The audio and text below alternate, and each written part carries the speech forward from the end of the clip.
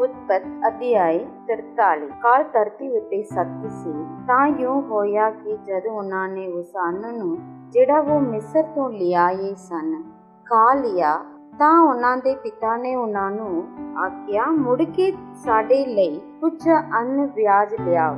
ਤਾਂ ਯਹੂਦਾ ਨੇ ਉਹਨੂੰ ਆਖਿਆ ਕਿ ਉਸ ਮਨੁੱਖ ਨੇ ਸਾਨੂੰ ਅਤ ਤਕੀਦ ਨਾਲ ਆਖਿਆ ਸੀ, ਭਾਈ ਜੇ ਤੁਹਾਡਾ ਭਰਾ ਤੁਹਾਡੇ ਸੰਗ ਨਾ ਹੋਵੇ ਤੁਸੀਂ ਮੇਰਾ ਮੂੰਹ ਨਹੀਂ ਵੇਖੋਗੇ। ਸੋ ਜੇ ਤੂੰ ਸਾਡੇ ਭਰਾ ਨੂੰ ਸਾਡੇ ਨਾਲ ਘੱਲਦਾ ਹੈ ਤਾਂ ਅਸੀਂ ਉਤਾਰਨੋਂ ਤੇਰੇ ਲਈ ਅੰਨ ਵਿਆਜ ਨਾ ਜਾਵਾਂਗੇ, ਪਰ ਜੇ ਤੂੰ ਨਹੀਂ ਘੱਲਦਾ ਹੈ ਤਾਂ ਅਸੀਂ ਉਤਾਰਨੋਂ ਨਹੀਂ ਜਾਵਾਂਗੇ। ਕਿਉਂ ਜੋ ਉਸ ਮਨੁੱਖ ਨੇ ਸਾਨੂੰ ਆਖਿਆ ਸੀ, ਜੇ ਤੁਹਾਡਾ ਭਰਾ ਤੁਹਾਡੇ ਸੰਗ ਨਾ ਹੋਵੇ ਤੁਸੀਂ ਮੇਰਾ ਮੂੰਹ ਨਹੀਂ ਵੇਖੋਗੇ। ਫਿਰ ਇਸਰਾਏਲ ਨੇ ਆਖਿਆ, ਤੁਸੀਂ ਕਿਉਂ ਮੇਰੇ ਨਾਲ ਇਹ ਬੁਰੀਆਈ ਕੀਤੀ ਕਿ ਉਸ ਮਨੁੱਖ ਨੂੰ ਦੱਸਿਆ ਪਏ ਸਾਡਾ ਇੱਕ ਹੋਰ ਭਰਾ ਵੀ ਹੈ। ਤਾਂ ਉਹਨਾਂ ਨੇ ਆਖਿਆ ਕਿ ਉਸ ਮਨੁੱਖ ਨੇ ਤੰਗ ਕਰਕੇ ਸਾਡੇ ਔਰ ਸਾਡੇ ਸਾਕਾਂ ਦੇ ਵਿਖੇ ਪੁੱਛਿਆ ਕਿ ਤੁਹਾਡਾ ਪਿਤਾ ਅਜੇ ਤੱਕ ਜਿਉਂਦਾ ਹੈ ਅਤੇ ਤੁਹਾਡੇ ਕੋਈ ਹੋਰ ਭਰਾ ਵੀ ਹੈ। ਅਸਾਂ ਇਹਨਾਂ ਗੱਲਾਂ ਦੇ ਅਨੁਸਾਰ ਉਹਨੂੰ ਦੱਸਿਆ। ਅਸੀਂ ਕਿਵੇਂ ਜਾਣ ਲੈਂਦੇ ਕਿ ਉਹ ਸਾਨੂੰ ਆਖੇਗਾ ਭਈ ਆਪਣੇ ਭਰਾ ਨੂੰ ਲਿਆਓ। ਫਿਰ ਯਹੂਦਾ ਨੇ ਆਪਣੇ ਪਿਤਾ ਇਸਰਾਏਲ ਨੂੰ ਆਖਿਆ, ਮੁੰਡੇ ਨੂੰ ਮੇਰੇ ਸੰਗ ਘੱਲ ਦੇ ਤਾਂ ਜੋ ਅਸੀਂ ਉੱਠ ਕੇ ਜਾਈਏ ਤੇ ਅਸੀਂ ਜੀਵੀਏ, ਪਰ ਮਰ ਨਾ ਜਾਈਏ, ਅਸੀਂ ਵੀ ਔਰ ਤੂੰ ਵੀ ਔਰ ਸਾਡੇ ਨਿਆਣੇ ਵੀ। ਮੈਂ ਉਸ ਲਈ ਜਾਮਨ ਹਾਂ, ਉਸ ਨੂੰ ਤੂੰ ਮੇਰੇ ਹੱਥੋਂ ਮੰਗਣਾ। ਜੇ ਮੈਂ ਉਸ ਨੂੰ ਤੇਰੇ ਕੋਲ ਨਾ ਲਿਆਵਾਂ ਔਰ ਤੇਰੇ ਸਨਮੁਖ ਨਾ ਬਿਠਾਵਾਂ ਤਾਂ ਮੈਂ ਸਦਾ ਲਈ ਤੇਰਾ ਪਾਪੀ ਠਹਿਰਾਂਗਾ। ਜੇ ਅਸੀਂ ਇੰਨਾ ਚਿਰ ਨਾ ਲਾਉਂਦੇ ਤਾਂ ਹੁਣ ਤੱਕ ਦੂਜੀ ਵਾਰ ਹੋ ਆਏ ਹੁੰਦੇ। ਤਾਂ ਉਹਨਾਂ ਦੇ ਪਿਤਾ ਇਸਰਾਏਲ ਨੇ ਉਹਨਾਂ ਨੂੰ ਆਖਿਆ, ਜੇ ਐਵੇਂ ਹੀ ਹੈ ਤਾਂ ਹੁਣ ਇਉਂ ਕਰੋ ਕਿ ਇਸ ਦੇਸ਼ ਦੀ ਸਭ ਤੋਂ ਉੱਤਮ ਪੈਦਾਵਾਰ ਆਪਣੀਆਂ ਗੁਣਾਂ ਵਿੱਚ ਰੱਖ ਕੇ ਉਸ ਮਨੁੱਖ ਲਈ ਸੁਗਾਤ ਲੈ ਜਾਓ, ਅਰਥਾਤ ਤੋੜਾ, ਕੁੰਗਲ ਤੋੜਾ, ਸ਼ਹਿਦ, ਗਰਮ ਮਸਾਲਾ, ਕੰਦਰਸ, ਪਿਸਤਾ ਔਰ ਬਦਾਮ। ਦੁਗਣੀ ਚਾਂਦੀ ਆਪਣੇ ਹੱਥਾਂ ਵਿੱਚ ਲੈ ਜਾਓ, ਨਾਲੇ ਉਹ ਚਾਂਦੀ ਜਿਹੜੀ ਤੁਹਾਡੀਆਂ ਗੁਣਾਂ ਦੇ ਮੂੰਹ ਵਿੱਚ ਮੁੜ ਆਈ ਉਹ ਆਪਣੇ ਹੱਥਾਂ ਵਿੱਚ ਲੈ ਜਾਓ। ਸ਼ਾਇਦ ਇਹ ਪੁੱਲੂ ਹੋ ਗਈ ਹੋਵੇ।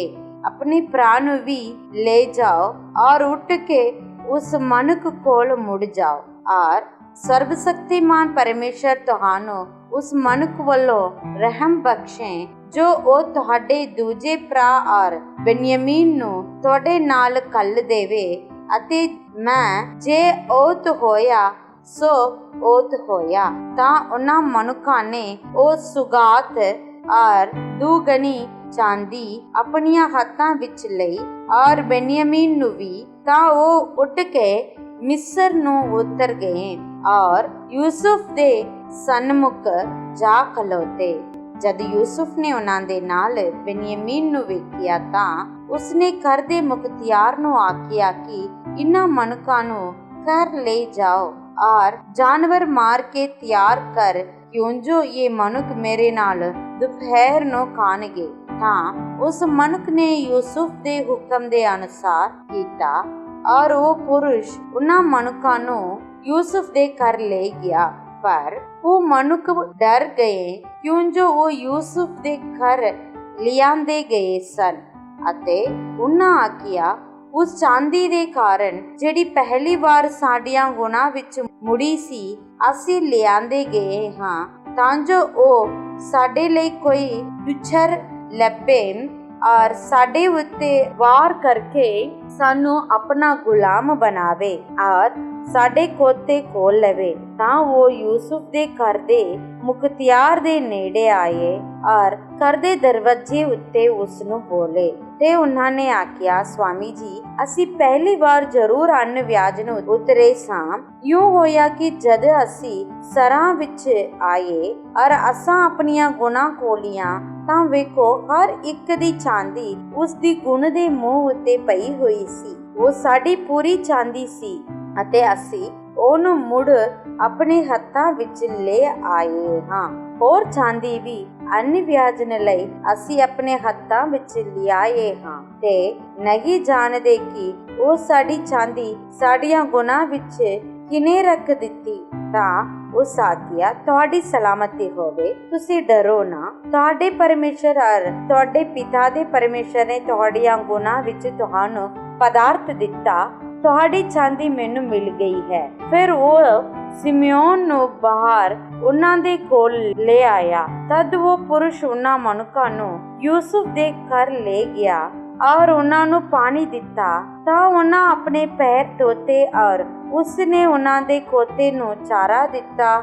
ਤਾਂ ਉਹਨਾਂ ਨੇ ਯੂਸੁਫ ਦੇ ਦੁਪਹਿਰ ਦੇ ਆਉਣ ਦੀ ਉਡੀਕ ਵਿੱਚ ਸੁਗਾਤ ਤਿਆਰ ਕੀਤੀ, ਕਿਉਂ ਜੋ ਉਹਨਾਂ ਸੁਣਿਆ ਪਈ ਅਸੀਂ ਇੱਥੇ ਹੀ ਰੋਟੀ ਖਾਵਾਂਗੇ। ਜਦ ਯੂਸੁਫ ਘਰ ਆਇਆ ਤਾਂ ਉਹ ਉਸ ਲਈ ਘਰ ਵਿੱਚ ਸੁਗਾਤ ਲੈ ਆਏ ਜਿਹੜੀ ਉਹਨਾਂ ਦੇ ਹੱਥਾਂ ਵਿੱਚ ਸੀ ਔਰ ਉਹਨਾਂ ਨੇ ਆਪਣੇ ਆਪ ਨੂੰ ਧਰਤੀ ਤੱਕ ਉਸ ਦੇ ਅੱਗੇ ਝੁਕਾਇਆ। ਉਸ ਉਹਨਾਂ ਸੁਖ ਸ਼ਾਂਤ ਪੁੱਛੀ ਔਰ ਆਖਿਆ, ਕੀ ਤੁਹਾਡਾ ਪਿਤਾ ਰਾਜੀ ਹੈ? ਉਹ ਬੁੱਢਾ ਜਿਸ ਦੇ ਵਿਖੇ ਤੁਸੀਂ ਆਖਿਆ ਸੀ ਜਿੰਦਾ ਹੈ? ਉਹਨਾਂ ਆਖਿਆ, ਤੁਹਾਡਾ ਦਾਸ ਸਾਡਾ ਪਿਤਾ ਸਲਾਮਤ ਹੈ ਔਰ ਅੱਜ ਤੱਕ ਜਿੰਦਾ ਹੈ। ਅਤੇ ਉਹਨਾਂ ਉਸ ਦੇ ਅੱਗੇ ਸੀਸ ਨਿਵਾ ਕੇ ਆਪ ਨੂੰ ਝੁਕਾਇਆ। ਤਾਂ ਉਸਨੇ ਆਪਣੀਆਂ ਅੱਖਾਂ ਚੁੱਕ ਕੇ ਆਪਣੇ ਅੰਮਾ ਜਾਏ ਭਰਾ ਬੈਨਯਾਮੀਨ ਨੂੰ ਡਿੱਠਾ ਔਰ ਆਖਿਆ, ਕੀ ਤੁਹਾਡਾ ਨਿੱਕਾ ਭਰਾ ਜਿਸ ਦੇ ਵਿਖੇ ਤੁਸੀਂ ਮੈਨੂੰ ਆਖਿਆ ਸੀ ਇਹੋ ਹੀ ਹੈ? ਨਾਲੇ ਉਸ ਆਖਿਆ, ਮੇਰੇ ਪੁੱਤਰ ਪਰਮੇਸ਼ਰ ਤੇਰੇ ਉੱਤੇ ਦਇਆ ਕਰੇ। ਤਾਂ ਯੂਸੁਫ ਨੇ ਛੇਤੀ ਕੀਤੀ, ਕਿਉਂ ਜੋ ਉਸ ਦਾ ਮਨ ਆਪਣੇ ਭਰਾ ਲਈ ਭਰ ਆਇਆ ਔਰ ਉਹ ਕਿਤੇ ਰੋਣਾ ਚਾਹੁੰਦਾ ਸੀ। ਸੋ ਉਹ ਆਪਣੇ ਕੋਠੜੀ ਵਿੱਚ ਗਿਆ ਔਰ ਉੱਥੇ ਰੋਇਆ। ਫਿਰ ਉਸਨੇ ਆਪਣਾ ਮੂੰਹ ਧੋਤਾ ਔਰ ਬਾਹਰ ਆਇਆ ਔਰ ਆਪਣੇ ਆਪ ਨੂੰ ਸੰਭਾਲ ਕੇ ਆਖਿਆ, ਰੋਟੀ ਰੱਖੋ। ਤਾਂ ਉਹਨਾਂ ਨੇ ਉਹਦੇ ਲਈ ਬੱਕਰੀ ਔਰ ਉਹਨਾਂ ਲਈ ਬੱਕਰੀ ਔਰ ਮਿਸਰੀਆਂ ਲਈ ਜਿਹੜੇ ਉਹਦੇ ਨਾਲ ਖਾਂਦੇ ਸਨ ਇਸ ਲਈ ਵੱਖਰੀ ਰੋਟੀ ਰੱਖੀ ਕਿ ਮਿਸਰੀ ਇਬਰਾਨੀਆਂ ਦੇ ਨਾਲ ਰੋਟੀ ਨਹੀਂ ਖਾ ਸਕਦੇ ਸਨ, ਕਿਉਂ ਜੋ ਇਹ ਮਿਸਰੀਆਂ ਲਈ ਪਿੱਟ ਸੀ। ਤਾਂ ਉਹ ਉਹਦੇ ਅੱਗੇ ਬੈਠ ਗਏ। ਪਲੋਟਾ ਆਪਣੇ ਪਲੋਟੇਪਣ ਦੇ ਅਨੁਸਾਰ ਔਰ ਛੋਟਾ ਆਪਣੇ ਛੁਟਿਆਈ ਦੇ ਅਨੁਸਾਰ ਔਰ ਉਹ ਮਨੁੱਖ ਹੈਰਾਨੀ ਨਾਲ ਇੱਕ ਦੂਜੇ ਵੱਲ ਪਏ ਵੇਖਦੇ ਸਨ। ਤਾਂ ਉਸ ਆਪਣੇ ਅੱਗਿਓਂ ਥਾਲ ਚੁਕਵਾ ਕੇ ਉਹਨਾਂ ਨੂੰ ਦਿੱਤੇ ਔਰ ਬੈਨਯਾਮੀਨ ਦਾ ਥਾਲ ਉਹਨਾਂ ਦੇ ਥਾਲਾਂ ਨਾਲੋਂ 5 ਗੁਣਾ ਵੱਧ ਸੀ। ਸੋ ਉਹਨਾਂ ਉਹਦੇ ਨਾਲ ਪੀਤਾ ਔਰ ਆਨੰਦ ਪ੍ਰਸੰਨ ਹੋਏ। ਸਾਮੂਏਲ ਦੀ ਦੂਜੀ ਪੋਥੀ ਅਧਿਆਇ 3। ਸੋ ਸਾਊਲ ਦੇ ਘਰਾਣੇ ਅਤੇ ਦਾਊਦ ਦੇ ਘਰਾਣੇ ਵਿੱਚ ਚਿਰ ਤੋੜੀ ਯੁੱਧ ਹੁੰਦਾ ਰਿਹਾ, ਪਰ ਦਾਊਦ ਦਿਨੋਂ ਦਿਨ ਤਕੜਾ ਹੁੰਦਾ ਗਿਆ, ਪਰ ਸਾਊਲ ਦਾ ਘਰਾਣਾ ਮਾੜਾ ਹੁੰਦਾ ਗਿਆ। ਫਿਰ ਹਬਰੋਨ ਵਿੱਚ ਦਾਊਦ ਨੂੰ ਪੁੱਤਰ ਜਨੇ। ਸੋ ਉਹਦੇ ਪਲੋਟੇ ਪੁੱਤਰ ਦਾ ਨਾਮ ਜੋ ਇਜ਼ਰਾਏਲਨ ਅਹੀਨੋਆਮ ਦੇ ਢਿੱਡੋਂ ਸੀ ਅਮਨੋਨ ਸੀ, ਅਤੇ ਦੂਜੇ ਦਾ ਨਾਮ ਜੋ ਕਰਮਲੀ ਨਾਬਾਲ ਦੀ ਧੀ ਅਬੀਗੈਲ ਦੇ ਢਿੱਡੋਂ ਹੋਇਆ ਗਿਲਿਆਬ ਸੀ, ਅਤੇ ਤੀਜੇ ਦਾ ਜੋ ਗਜ਼ੂਰ ਦੇ ਰਾਜੇ ਤਲਮਈ ਦੀ ਧੀ ਮਾਖਾ ਦੇ ਢਿੱਡੋਂ ਸੀ ਅਬਸਲੋਮ ਸੀ, ਅਤੇ ਚੌਥੇ ਦਾ ਨਾਮ ਅਦੋਨੀਆ ਹਗੀਤ ਦਾ ਪੁੱਤਰ, ਅਤੇ ਪੰਜਵੇਂ ਦਾ ਨਾਮ ਸਫਟਾਇਆ ਅਬੀਟਾਲ ਦਾ ਪੁੱਤਰ, ਅਤੇ ਛੇਵਾਂ ਇਬਰਾਹਿਮ ਸੀ ਉਹ ਅਗਲਾ ਦੇ ਢਿੱਡੋਂ ਸੀ ਜੋ ਦਾਊਦ ਦੀ ਪਤਨੀ ਸੀ। ਇਹ ਦਾਊਦ ਤੋਂ ਹਬਰੋਨ ਵਿੱਚ ਜੰਮੇ। ਜਾਂ ਸਾਊਲ ਦੇ ਘਰਾਣੇ ਅਤੇ ਦਾਊਦ ਦੇ ਘਰਾਣੇ ਵਿੱਚ ਲੜਾਈ ਹੋ ਰਹੀ ਸੀ। ਤਾਂ ਅਜਿਹਾ ਹੋਇਆ ਜੋ ਅਬਨੇਰ ਨੇ ਸਾਊਲ ਦੇ ਘਰਾਣੇ ਵਿੱਚ ਆਪਣੇ ਆਪ ਨੂੰ ਤਕੜਿਆ ਕੀਤਾ, ਅਤੇ ਸਾਊਲ ਦੀ ਇੱਕ ਸੁਰੀਤ ਰਿਜਪਾ ਨਾਮੇ ਅਈਆ ਦੀ ਧੀ ਸੀ। ਤਾਂ ਇਸਬੋਸ ਨੇ ਅਬਨੇਰ ਨੂੰ ਆਖਿਆ, ਤੂੰ ਮੇਰੇ ਪਿਓ ਦੀ ਸੁਰੀਤ ਨਾਲ ਕਿਉਂ ਸੰਗ ਕੀਤਾ? ਸੋ ਅਬਨੇਰ ਇਸਬੋਸ਼ਤ ਦੀ ਇਸ ਗੱਲ ਦੇ ਕਾਰਨ ਵੱਡਾ ਗੁੱਸੇ ਹੋਇਆ ਅਤੇ ਆਖਿਆ, ਭਲਾ ਮੈਂ ਕੁੱਤੇ ਦਾ ਸਿਰ ਹਾਂ ਜੋ ਯਹੂਦਾ ਨਾਲ ਵਿਰੋਧ ਕਰਕੇ ਅੱਜ ਦੇ ਦਿਨ ਤੋੜੀ ਤੇਰੇ ਪਿਓ ਸਾਊਲ ਦੇ ਘਰਾਣੇ ਉੱਤੇ ਅਤੇ ਉਹਦੇ ਭਰਾਵਾਂ ਉੱਤੇ ਅਤੇ ਉਹਦੇ ਮਿੱਤਰਾਂ ਉੱਤੇ ਕਿਰਪਾ ਕਰਦਾ ਹਾਂ, ਅਤੇ ਮੈਂ ਤੈਨੂੰ ਦਾਊਦ ਦੇ ਹੱਥ ਨਹੀਂ ਸੌਂਪਿਆ ਜੋ ਤੂੰ ਅੱਜ ਇਸ ਤੀਵੀ ਦੇ ਕਾਰਨ ਮੇਰੇ ਉੱਤੇ ਓਝ ਲਾਵੇ। ਪਰਮੇਸ਼ਰ ਅਬਨੇਰ ਨਾਲ ਅਜਿਹਾ ਹੀ ਕਰੇ, ਸਗੋਂ ਇਸ ਨਾਲੋਂ ਵੀ ਵਧਿਕ, ਜੇ ਕਦੀ ਮੈਂ ਜ਼ਿਕਰ ਯਹੋਵਾ ਨੇ ਦਾਊਦ ਨਾਲ ਸਹੁੰ ਖਾਧੀ ਹੈ ਉਸੇ ਤਰ੍ਹਾਂ ਨਾਲ ਕੰਮ ਨਾ ਕਰਾਂ, ਭਈ ਰਾਜ ਨੂੰ ਸਾਊਲ ਦੇ ਘਰਾਣੇ ਤੋਂ ਵੱਖਰਾ ਕਰ ਦੇਵਾਂ ਅਤੇ ਦਾਊਦ ਦੀ ਗੱਦੀ ਨੂੰ ਇਸਰਾਏਲ ਉੱਤੇ ਅਤੇ ਯਹੂਦਾ ਉੱਤੇ ਦਾਨ ਤੋਂ ਲੈ ਕੇ ਬੇਰਸਬਾ ਤੋੜੀ ਟਿਕਾ ਦਿਆਂ। ਤਦ ਉਹ ਅਬਨੇਰ ਦੇ ਸਾਹਮਣੇ ਫਿਰ ਕੁਝ ਉੱਤਰ ਨਾ ਦੇ ਸਕਿਆ, ਕਿਉਂਜੋ ਉਸ ਕੋਲੋਂ ਉਹ ਡਰ ਗਿਆ ਸੀ।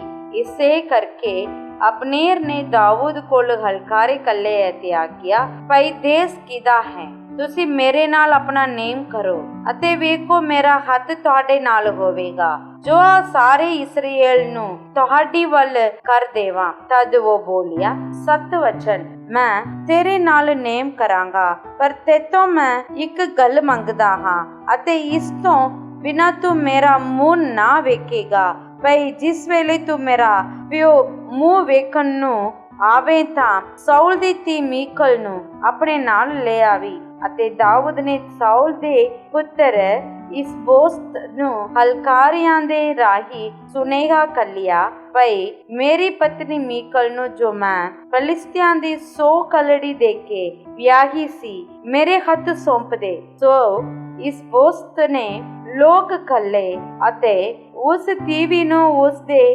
ਪਤੀ ਲਾਵੀਸ ਦੇ ਪੁੱਤਰ ਪਲਟੀਏਲ ਕੋਲੋਂ ਖੋਹ ਲਿਆ ਅਤੇ ਉਸ ਦਾ ਪਤੀ ਉਸ ਤੀਵੀ ਦੇ ਨਾਲ ਉਸ ਦੇ ਮਗਰੋਂ ਮਗਰ ਬਹੂਰੀਮ ਤੋੜੀ ਰੋਂਦਾ ਤੁਰਿਆ ਆਇਆ। ਤਦ ਅਬਨੇਰ ਨੇ ਉਹਨੂੰ ਆਖਿਆ, ਜਾ ਮੁੜ ਜਾ। ਤਦ ਉਹ ਮੁੜ ਗਿਆ ਤਾਂ ਅਬਨੇਰ ਨੇ ਇਸਰਾਏਲ ਦੇ ਬਜ਼ੁਰਗ ਨਾਲ ਗੱਲਾਂ ਬਾਤਾਂ ਕਰਕੇ ਆਖਿਆ, ਤੁਸੀਂ ਤਾਂ ਅੱਗੇ ਹੀ ਚਾਹੁੰਦੇ ਸਾਓ ਪਈ ਦਾਊਦ ਸਾਡਾ ਪਾਤਸ਼ਾਹ ਬਣੇ, ਜੋ ਹੁਣ ਤੁਸੀਂ ਕਮਾਓ, ਕਿਉਂ ਜੋ ਯਹੋਵਾ ਨੇ ਦਾਊਦ ਦੇ ਲਈ ਆਇਆ, ਜੋ ਮੈਂ ਆਪਣੀ ਦਾਸ ਦਾਊਦ ਦੇ ਰਾਹੀਂ ਆਪਣੀ ਪ੍ਰਜਾ ਇਸਰਾਏਲ ਨੂੰ ਫਲਿਸਤੀਆਂ ਦੇ ਹੱਥੋਂ ਅਤੇ ਉਸ ਦੇ ਸਾਰੇ ਵੇਰੀਆਂ ਦੇ ਹੱਥੋਂ ਛੁਟਕਾਰਾ ਦਿਆਂਗਾ। ਤਾਂ ਅਬਨੇਰ ਨੇ ਬਨਿਯਮੀਨ ਦੇ ਕੰਨਾਂ ਵਿੱਚ ਵੀ ਗੱਲ ਸੁਣਾਈ। ਤਾਂ ਫਿਰ ਅਬਨੇਰ ਹਬਰੋਨ ਨੂੰ ਗਿਆ, ਇਸ ਕਰਕੇ ਜੋ ਸਭ ਕੁਝ ਜਿਹੜਾ ਇਸਰਾਏਲ ਨੂੰ ਅਤੇ ਬਨਿਯਮੀਨ ਦੇ ਸਾਰੇ ਘਰਾਣੇ ਨੂੰ ਚੰਗਾ ਦੱਸਿਆ ਸੀ,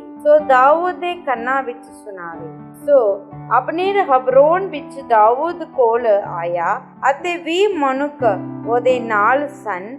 ਤਦ ਦਾਊਦ ਨੇ ਅਬਨੇਰ ਦੀ ਔਰ ਉਹਦੇ ਨਾਲ ਦੇ ਲੋਕਾਂ ਦੀ ਦਾਵਤ ਕੀਤੀ ਅਤੇ ਅਬਨੇਰ ਨੇ ਦਾਊਦ ਨੂੰ ਆਖਿਆ, ਹੁਣ ਮੈਂ ਉੱਠ ਕੇ ਜਾਵਾਂਗਾ ਅਤੇ ਸਾਰੇ ਇਸਰਾਏਲ ਨੂੰ ਆਪਣੇ ਮਹਾਰਾਜ ਬਾਦਸ਼ਾਹ ਦੇ ਕੋਲ ਇਕੱਠੀਆਂ ਕਰਾਂਗਾ, ਜੋ ਉਹ ਤੁਹਾਡੇ ਨਾਲ ਨੇਮ ਕਰਨ ਅਤੇ ਜਿੱਥੇ ਤੁਹਾਡੇ ਜੀ ਕਰੇ ਉੱਤੇ ਹੀ ਤੁਸੀਂ ਰਾਜ ਕਰੋ। ਸੋ ਦਾਊਦ ਨੇ ਅਬਨੇਰ ਨੂੰ ਵਿਦਾ ਕੀਤਾ ਅਤੇ ਉਹ ਮਨੁੱਖ ਉਹ ਸੁਖ ਸ਼ਾਂਤ ਨਾਲ ਚੱਲਿਆ ਗਿਆ। ਵੇਖੋ, ਉਸ ਵੇਲੇ ਦਾਊਦ ਦੇ ਟਹਿਲੀਏ ਅਤੇ ਯੋਆਬ ਕਿਸੇ ਟੋਲੀ ਦਾ ਪਿੱਛਾ ਕਰਕੇ ਢੇਰ ਸਾਰੀ ਲੁੱਟ ਆਪਣੇ ਨਾਲ ਲੈ ਕੇ ਆਏ ਅਤੇ ਉਸ ਵੇਲੇ ਅਬਨੇਰ ਹਬਰੋਨ ਵਿੱਚ ਦਾਊਦ ਦੇ ਕੋਲ ਨਹੀਂ ਸੀ, ਕਿਉਂ ਜੋ ਉਸਨੇ ਉਹਨੂੰ ਤੋੜ ਦਿੱਤਾ ਸੀ ਅਤੇ ਉਹ ਸੁਖ ਸ਼ਾਂਤ ਨਾਲ ਚੱਲਿਆ ਗਿਆ ਸੀ। ਜਾਂ ਯੋਆਬ ਦੇ ਦਲ ਦੇ ਸਭ ਲੋਕ ਜੋ ਉਹਦੇ ਨਾਲ ਸਨ ਆਏ ਤਾਂ ਉਹਨਾਂ ਨੇ ਯੋਆਬ ਨੂੰ ਆਖਿਆ, ਨੇਰ ਦਾ ਪੁੱਤਰ ਅਬਨੇਰ ਬਾਦਸ਼ਾਹ ਕੋਲ ਆਇਆ ਸੀ ਅਤੇ ਉਸਨੇ ਉਹਨੂੰ ਤੋੜ ਦਿੱਤਾ ਔਰ ਉਹ ਸੁਖ ਸ਼ਾਂਤ ਨਾਲ ਚੱਲਿਆ ਗਿਆ ਸੀ। ਸੋ ਯੋਆਬ ਬਾਦਸ਼ਾਹ ਦੇ ਕੋਲ ਆ ਕੇ ਬੋਲਿਆ, ਇਹ ਤੈਂ ਕੀ ਕੀਤਾ? ਵੇਖ, ਅਬਨੇਰ ਤੇਰੇ ਕੋਲ ਆਇਆ, ਸੋ ਤੈਂ ਉਹਨੂੰ ਕਾਣ ਵਿਦਿਆ ਕੀਤਾ ਜੋ ਚੱਲਿਆ ਗਿਆ। ਤੂੰ ਨੇਰ ਦੇ ਪੁੱਤਰ ਅਬਨੇਰ ਨੂੰ ਜਾਣਦਾ ਹੈ? ਜੋ ਤੇਰੇ ਨਾਲ ਚੱਲ ਕਰਨ ਨੂੰ ਅਤੇ ਤੇਰਾ ਆਉਣ ਜਾਣਾ ਲੱਭਣ ਨੂੰ ਅਤੇ ਜੋ ਕੁਝ ਤੂੰ ਕਰਦਾ ਹੈ ਸੋ ਸਭ ਜਾਣ ਲੈਣ ਨੂੰ ਤੇਰੇ ਕੋਲ ਆਇਆ ਸੀ। ਫਿਰ ਜਦ ਯੋਆਬ ਦਾਊਦ ਕੋਲੋਂ ਨਿਕਲ ਆਇਆ ਤਾਂ ਉਹਨੇ ਅਬਨੇਰ ਦੇ ਮਗਰ ਹਲਕਾਰੇ ਕੱਲੇ ਅਤੇ ਉਹ ਉਸ ਨੂੰ ਸਿਰਾ ਦੇ ਖੂਹ ਕੋਲੋਂ ਮੋੜ ਲਿਆਏ, ਪਰ ਉਹ ਖਬਰ ਦਾਊਦ ਨੂੰ ਨਹੀਂ ਸੀ। ਸੋ ਜਾਂ ਅਬਨੇਰ ਹਬਰੋਨ ਵਿੱਚ ਮੁੜ ਆਇਆ ਤਾਂ ਯੋਆਬ ਉਹਦੇ ਨਾਲ ਹੌਲੀ ਜਿਹਾ ਇੱਕ ਗੱਲ ਕਰਨ ਲਈ ਉਹਨੂੰ ਡੇਵਢੀ ਦੇ ਟੁਕੜ ਵਿੱਚ ਇੱਕ ਲਵਜੇ ਲੈ ਗਿਆ ਅਤੇ ਉੱਤੇ ਉਸ ਦੀ ਪੰਜਵੀਂ ਪਸਲੀ ਦੇ ਹੇਠ ਆਪਣੇ ਭਰਾ ਆਸਾਹੇਲ ਦੇ ਖੂਨ ਦੇ ਵੱਟੇ ਅਜਿਹਾ ਮਾਰਿਆ ਜੋ ਉਹ ਮਰ ਗਿਆ। ਇਹਦੇ ਪਿੱਛੋਂ ਜਾਂ ਦਾਊਦ ਨੇ ਸੁਣਿਆ ਤਾਂ ਉਹ ਬੋਲਿਆ, ਮੈਂ ਆਪਣੇ ਰਾਜ ਸਨੇ ਯਹੋਵਾ ਦੇ ਅੱਗੇ ਨੇਰ ਦੇ ਪੁੱਤਰ ਅਬਨੇਰ ਦੇ ਖੂਨ ਤੋਂ ਬੇਦੋਸ਼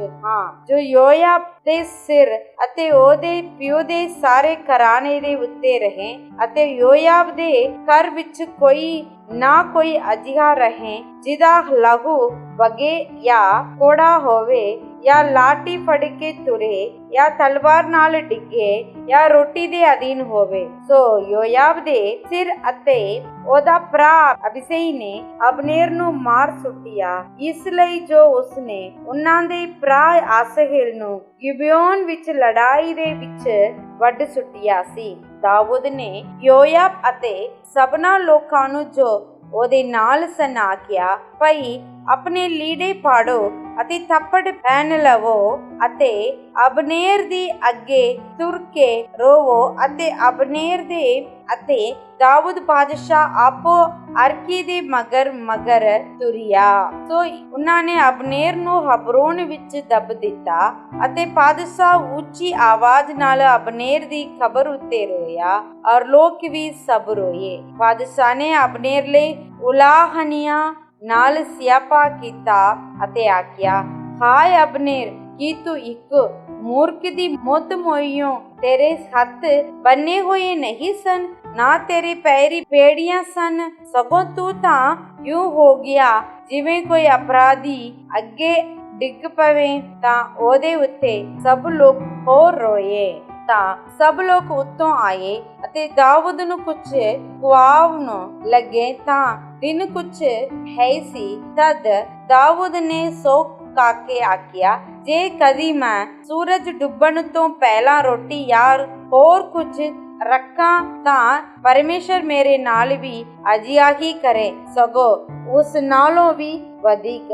ਸਭਨਾ ਲੋਕਾਂ ਨੇ ਇਹ ਗੱਲ ਉੱਤੇ ਧਿਆਨ ਕੀਤੇ ਔਰ ਇਹ ਉਹਨਾਂ ਨੂੰ ਚੰਗੀ ਲੱਗੀ, ਕਿਉਂ ਜੋ ਕੁਝ ਬਾਦਸ਼ਾਹ ਕਰਦਾ ਸੀ ਸੋ ਸਭ ਲੋਕ ਉਸ ਤੋਂ ਰਾਜੀ ਹੁੰਦੇ ਸਨ। ਅਤੇ ਸਭਨਾ ਲੋਕਾਂ ਨੇ ਔਰ ਸਾਰੇ ਇਸਰਾਏਲ ਨੇ ਉਸ ਦਿਹਾੜੇ ਠੀਕ ਜਾਣ ਲਿਆ, ਭਈ ਨੇਰ ਦਾ ਪੁੱਤਰ ਅਬਨੇਰ ਬਾਦਸ਼ਾਹ ਦੀ ਮਰਜ਼ੀ ਵਿੱਚ ਨਹੀਂ ਮੋਇਆ।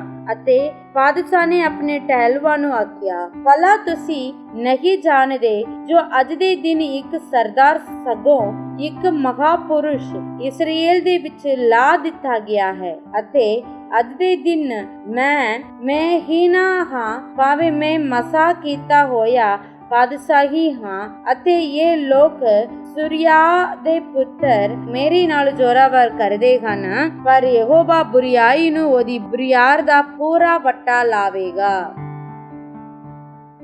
ਜਬਰਾਂ ਦੀ ਪੋਥੀ ਅਧਿਆਇ 14। ਮੂਰਖ ਨੇ ਆਪਣੇ ਮਨ ਵਿੱਚ ਆਖਿਆ ਹੈ, ਭਈ ਪਰਮੇਸ਼ਰ ਹੈ ਹੀ ਨਹੀਂ, ਉਹ ਵਿਗੜ ਗਏ ਹਨ, ਉਹਨਾਂ ਨੇ ਘਿਨਾਉਣਾ ਕੰਮ ਕੀਤੇ ਹਨ, ਭਲਾ ਕਰਨ ਵਾਲਾ ਕੋਈ ਵੀ ਨਹੀਂ। ਯਹੋਵਾ ਨੇ ਸਵਰਗ ਵਿੱਚ ਆਦਮ ਵਸ ਉੱਤੇ ਦ੍ਰਿਸ਼ਟੀ ਕੀਤੀ ਤਾਂ ਉਹ ਵੇਖੋ ਭਈ ਕੋਈ ਬੁੱਧਵਾਨ ਪਰਮੇਸ਼ਰ ਦਾ ਤਾਲਿਬ ਹੈ ਕਿ ਨਹੀਂ। ਉਹ ਸਭੇ ਕੁਰਾਹੇ ਪੈ ਗਏ, ਉਹ ਸਭ ਦੇ ਸਭ ਭ੍ਰਿਸ਼ਟ ਹੋ ਗਏ ਹਨ, ਕੋਈ ਭਲਾ ਕਰਨ ਵਾਲਾ ਨਹੀਂ, ਇੱਕ ਵੀ ਨਹੀਂ। ਕਿ ਇਹ ਸਾਰੇ ਕੁਰਕਮੀ ਸਮਝ ਨਹੀਂ ਰੱਖਦੇ ਜਿਹੜੇ ਮੇਰੇ ਪਰਜਾ ਨੂੰ ਖਾਂਦੇ ਜਿਵੇਂ ਰੋਟੀ ਖਾਂਦੇ ਸਨ ਅਤੇ ਯਹੋਵਾ ਦਾ ਨਾਮ ਨਹੀਂ ਲੈਂਦੇ, ਉਹਨਾਂ ਦੀ ਉੱਤੇ ਵੱਡਾ ਭੈ ਖਾਦਾ। ਕਿਉਂ ਜੋ ਪਰਮੇਸ਼ਰ ਧਰਮੀਆਂ ਦੀ ਪੀੜ੍ਹੀ ਨਾਲ ਰਹਿੰਦਾ ਹੈ, ਤੁਸੀਂ ਮਸਕੀਨ ਦੀ ਜੁਗਤੀ ਨੂੰ ਮਾੜਾ ਕਹਿੰਦਾ ਹੈ, ਪਰ ਯਹੋਵਾ ਉਸ ਦੀ ਪਨਾਹ ਹੈ। ਕਾਸ਼ ਕਿ ਇਸਰਾਏਲ ਦਾ ਬਚਾਓ ਸਿਯੋਨ ਤੋਂ ਨਿਕਲੇ। ਜਦ ਯਹੋਵਾ ਆਪਣੀ ਪ੍ਰਜਾ ਨੂੰ ਅਸੀਰੀ ਤੋਂ ਮੋੜ ਲਿਆਵੇਗਾ। ਤਦ ਯਾਕੂਬ ਖੁਸ਼ ਅਤੇ ਇਸਰਾਏਲ ਆਨੰਦ ਹੋਵੇਗਾ। ਮਰਕੁਸ ਦੀ ਇੰਜੀਲ ਅਧਿਆਇ 4। ਉਹ ਫਿਰ ਝੀਲ ਦੇ ਕੰਢੇ ਉਪਦੇਸ਼ ਦੇਣ ਲੱਗਾ ਔਰ ਇੱਕ ਐਡੀ ਭੀੜ ਉਹਦੇ ਕੋਲ ਇਕੱਠੀ ਹੋਈ ਜੋ ਉਹ ਝੀਲ ਵਿੱਚ ਇੱਕ ਬੇੜੀ ਉੱਤੇ ਛੱਡ ਬੈਠਾ ਔਰ ਸਾਰੀ ਭੀੜ ਝੀਲ ਦੇ ਕੰਢੇ ਧਰਤੀ ਉੱਤੇ ਰਹੀ ਤੇ ਉਸਨੇ ਉਹਨੂੰ ਦ੍ਰਿਸ਼ਟਾਂਤ ਵਿੱਚ ਬਹੁਤ ਸਾਰੀਆਂ ਗੱਲਾਂ ਦਾ ਉਪਦੇਸ਼ ਦਿੱਤਾ ਔਰ ਆਪਣੇ ਉਪਦੇਸ਼ ਵਿੱਚ ਉਹਨਾਂ ਨੂੰ ਕਿਹਾ, ਸੁਣੋ, ਵੇਖੋ, ਇੱਕ ਬੀਜਣ ਵਾਲਾ ਬੀਜਣ ਨੂੰ ਨਿਕਲਿਆ ਅਤੇ ਯੂੰ ਹੋਇਆ ਕਿ ਉਹਦੇ ਬੀਜ ਦੀਆਂ ਕੁਝ ਪਹੇ ਵੱਲ ਗਿਰ ਪਿਆ ਅਤੇ ਪੰਛੀ ਆਣ ਕੇ ਉਹਨੂੰ ਚੁਗ ਗਏ ਔਰ ਕੁਝ ਪਥਰੀਲੀ ਜ਼ਮੀਨ ਵਿੱਚ ਗਿਰਿਆ ਜਿੱਥੇ ਉਹਨੂੰ ਬਹੁਤੀ ਮਿੱਟੀ ਨਾ ਮਿਲੀ ਅਤੇ ਡੂੰਗੀ ਮਿੱਟੀ ਨਾ ਮਿਲਣ ਕਰਕੇ ਉਹ ਛੇਤੀ ਉਗ ਪਿਆ ਅਤੇ ਜਾਂ ਸੂਰਜ ਚੜ੍ਹਿਆ ਤਾਂ ਕੁਮਲਾ ਗਿਆ ਔਰ ਜੜ ਨਾ ਫੜਨ ਦੇ ਕਾਰਨ ਸੁੱਕ ਗਿਆ ਅਤੇ ਕੁਝ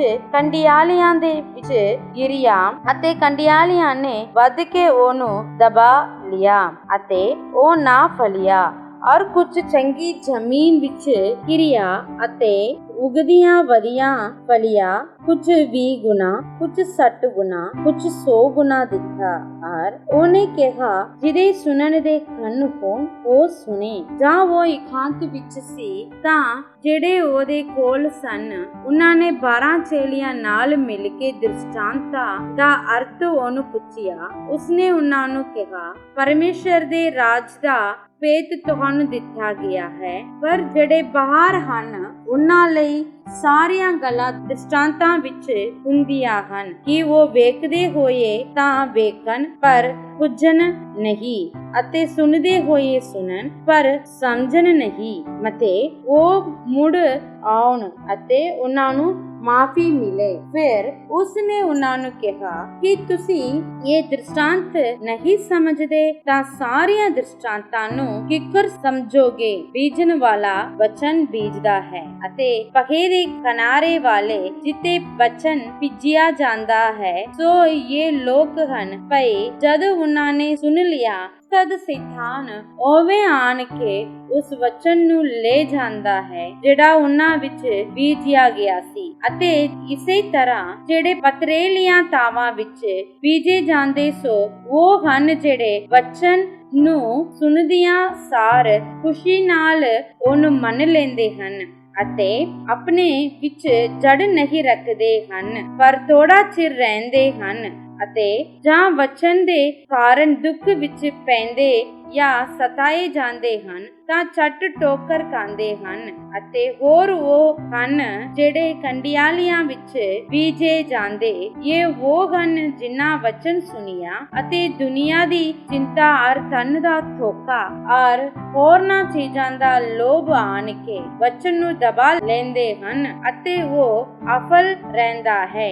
ਅਤੇ ਜਿਹੜੇ ਚੰਗੀ ਜ਼ਮੀਨ ਵਿੱਚ ਬੀਜੇ ਗਏ ਸਨ ਸੋ ਉਹ ਲੋਕ ਹਨ ਜਿਹੜੇ ਵਚਨ ਨੂੰ ਸੁਣ ਕੇ ਮੰਨ ਲੈਂਦੇ ਅਤੇ ਫਲ ਦਿੰਦੇ ਹਨ, ਕੁਝ 30 ਗੁਣਾ, ਕੁਝ 60 ਗੁਣਾ, ਕੁਝ 100 ਗੁਣਾ। ਉਸਨੇ ਉਹਨਾਂ ਨੂੰ ਆਖਿਆ ਕਿ ਦੀਵਾ ਟੋਪੇ ਦੇ ਹੇਠ ਜਾਂ ਮੰਜੇ ਦੇ ਹੇਠ ਰੱਖਣ ਨੂੰ ਲਿਆਂਦੇ ਸਨ ਅਤੇ ਦੀਵਟ ਉੱਤੇ ਰੱਖਣ ਨੂੰ ਨਹੀਂ। ਕੋਈ ਵਸਤੂ ਗੁਪਤ ਨਹੀਂ ਪਰ ਜਿਸ ਲਈ ਜੋ ਉਹ ਪ੍ਰਗਟ ਕੀਤੀ ਜਾਏ ਅਤੇ ਨਾ ਕੋਈ ਵਸਤੂ ਛਿਪਾਈ ਗਈ ਪਰ ਇਸ ਲਈ ਜੋ ਉਹ ਉਜਾਗਰ ਹੋਵੇ। ਜੇ ਕਿਸੇ ਦੇ ਮਨੁੱਖ ਸੁਣਨ ਦੇ ਕੰਨ ਹੋਣ ਤਾਂ ਸੁਣੇ। ਫਿਰ ਉਸਨੇ ਉਹਨਾਂ ਨੂੰ ਕਿਹਾ, ਚੌਕਸ ਰਹੋ ਜੋ ਕਿ ਸੁਣਦੇ ਹੋ। ਜਿਸ ਮੇਪ ਨਾਲ ਤੁਸੀਂ ਮਿਣਦੇ ਹੋ ਉਸੇ ਨਾਲ ਤੁਹਾਡੇ ਲਈ ਮਿਣਿਆ ਜਾਵੇਗਾ ਅਤੇ ਤੁਹਾਨੂੰ ਵਧਿਕ ਦਿੱਤਾ ਜਾਵੇਗਾ, ਕਿਉਂਕਿ ਜਿਹਦੇ ਕੋਲ ਕੁਝ ਹੈ ਉਹਨੂੰ ਦਿੱਤਾ ਜਾਵੇਗਾ ਅਤੇ ਜਿਹਦੇ ਕੋਲ ਨਹੀਂ ਉਸ ਤੋਂ ਜੋ ਕੁਝ ਹੈ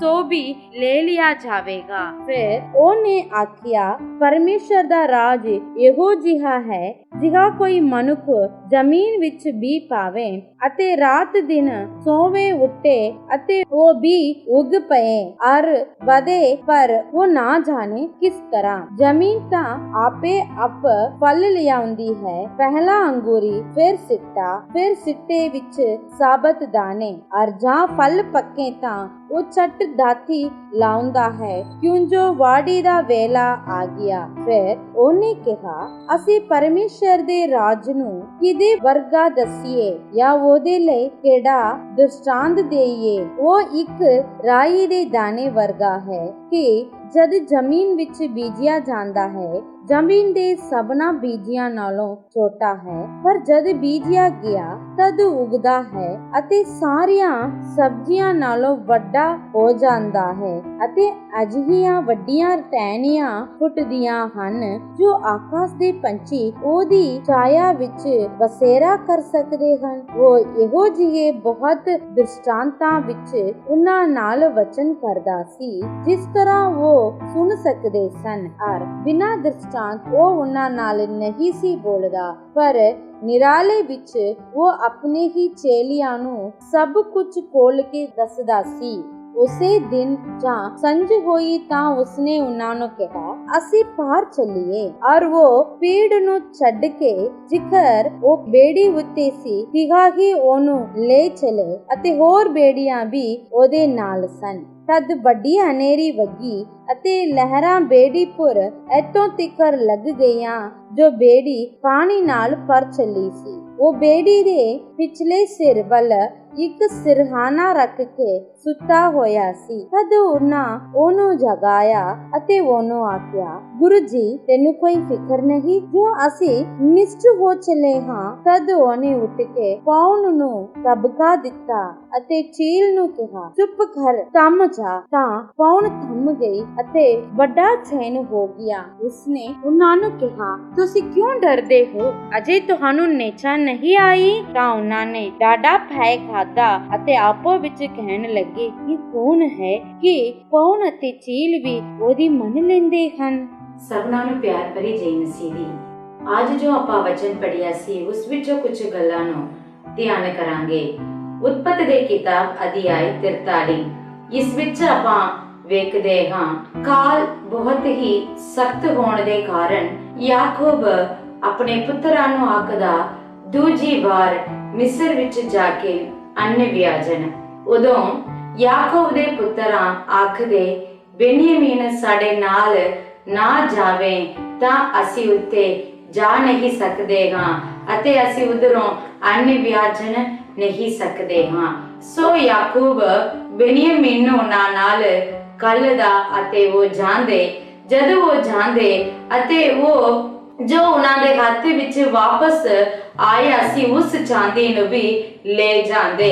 ਜਦੋਂ ਉਹ ਜਾਂਦੇ ਯੂਸਫ ਦੇ ਘਰ ਦੇ ਵਿੱਚ ਉਹਨਾਂ ਲਈ ਰੋਟੀ ਦੀ ਤਿਆਰੀ ਕੀਤੀ ਜਾਂਦੀ ਹੈ ਅਤੇ ਰੋਟੀ ਖਾਣ ਲਈ ਉੱਤੇ ਯੂਸਫ ਦੇ ਨੌਕਰ ਉਹਨਾਂ ਨੂੰ ਉੱਤੇ ਲੈ ਜਾਂਦੇ।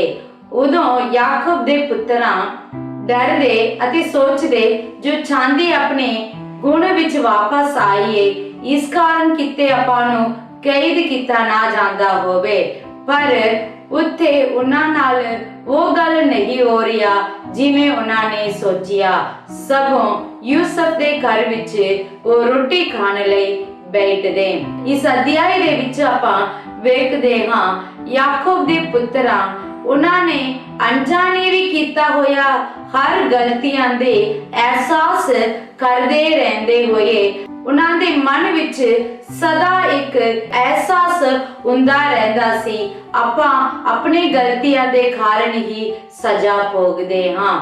ਇਸ ਪ੍ਰਕਾਰ ਦੂਜੀ ਸਮੂਏਲ ਦੀ ਪੋਥੀ ਅਧਿਆਇ 3 ਦੇ ਵਿੱਚ ਵੇਖਦੇ ਹਾਂ ਕਿ ਅਬਨੇਰ ਜੋ ਸਾਊਲ ਦੇ ਸੈਨਾਪਤੀ ਸੀ, ਉਹ ਇਸਬੋਤ ਤੋਂ ਉਸ ਰਾਜਗਦੀ ਨੂੰ ਦਾਊਦ ਵੱਲ ਮੋੜਦਾ, ਪਰ ਉਸ ਅਬਨੇਰ ਨੂੰ ਦਾਊਦ ਦਾ ਸੈਨਾਪਤੀ ਯੋਆਬ ਮਾਰ ਦਿੰਦਾ।